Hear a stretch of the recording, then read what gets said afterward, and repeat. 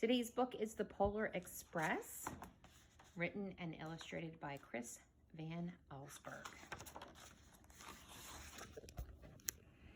On Christmas Eve, many years ago, I lay quietly in my bed. I did not rustle the sheets. I breathed slowly and silently. I was listening for a sound a friend had told me I'd never hear. The ringing bells of Santa's sleigh. There is no Santa, my friend had insisted, but I knew he was wrong. Late that night, I did hear sounds, though not of ringing bells. From outside came the sound of hissing steam and squeaking metal. I looked through my window and I saw a train standing perfectly still in front of my house. It was wrapped in an apron of steam. Snowflakes fell lightly around it. A conductor stood at the open door of one of the cars. He took a large pocket watch from his vest and then looked up at my window. I put on my slippers and my robe. I tiptoed downstairs and out the door. "All aboard," the conductor cried. I ran up to him. "Well," he said, "are you coming?" "Where?" I asked. "Why, to the North Pole, of course," was his answer. "This is the Polar Express." I took his outstretched hand and he pulled me aboard. The train was filled with other children, all in their pajamas and their nightgowns. We sang Christmas carols and ate candies with nougat centers as white as snow. We drank hot cocoa as thick and as rich as melted chocolate bars. Outside, the lights of towns and villages flickered in the distance as the Polar Express raced northward. Soon there were no more lights to be seen. We traveled through cold, dark forests where lean wolves roamed and white-tailed rabbits hid from our train as it thundered through the quiet wilderness.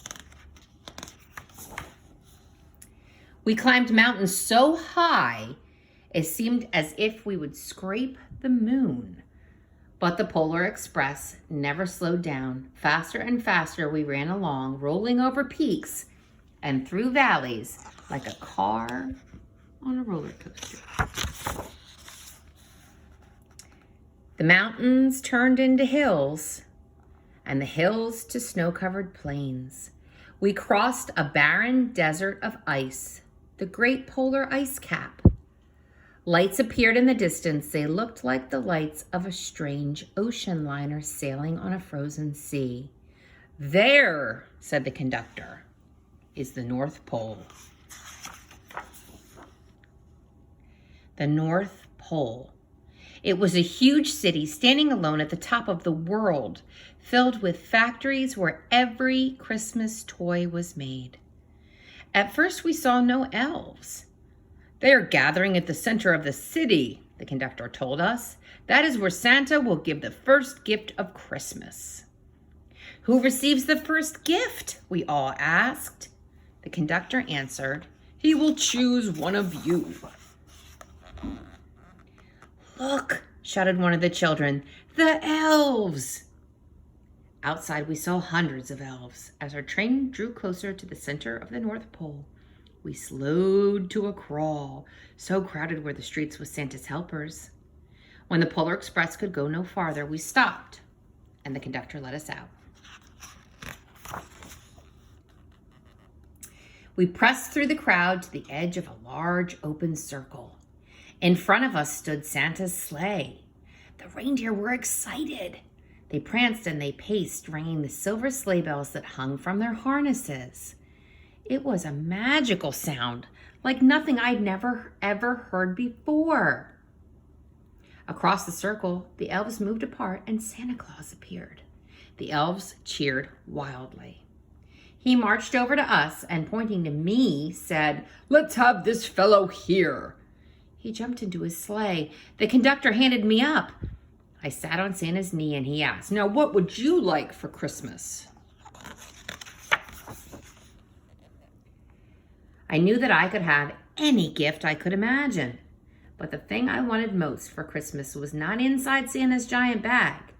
What I wanted more than anything was one silver bell from Santa's sleigh.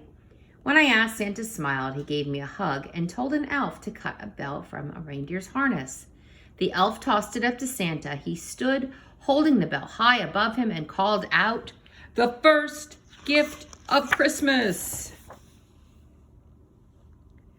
A clock struck midnight as the elves roared their approval. Santa handed the bell to me and I put it in my bathrobe pocket. The conductor helped me down from the sleigh. Santa shouted out the reindeers' names and cracked the whip. His team charged forward and climbed into the air. Santa circled above us once, then disappeared into the cold, dark polar sky.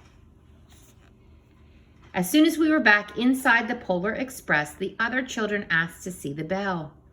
I reached into my pocket, but the only thing I felt was a hole. I had lost the silver bell from Santa's sleigh. "Let's hurry outside and look for it," one of the children said. But the train gave a sudden lurch and started moving. We were on our way home. It broke my heart to lose the bell. When the train reached my house, I sadly left the other children. I stood at my doorway and waved goodbye.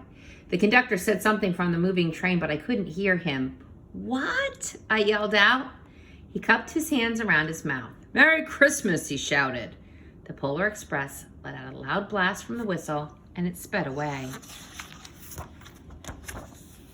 On Christmas morning, my little sister Sarah and I opened our presents. When it looked as if everything had been unwrapped, Sarah found one last small box behind the tree. It had my name on it. Inside was the silver bell, and there was a note. "Found this on the seat of my sleigh. Fix that hole in your pocket. Signed, Mr. C." I shook the bell. It made the most beautiful sound my sister and I had ever heard. But my mother said, "Oh, that's too bad." "Yes," said my father, "it's broken." When I'd shaken the bell, my parents couldn't hear the sound. At one time, most of my friends could hear the bell, but as years passed, it fell silent for all of them. Even Sarah found one Christmas that she could no longer hear its sweet sound. Though I've grown old, the bell still rings for me, as it does for all who truly believe.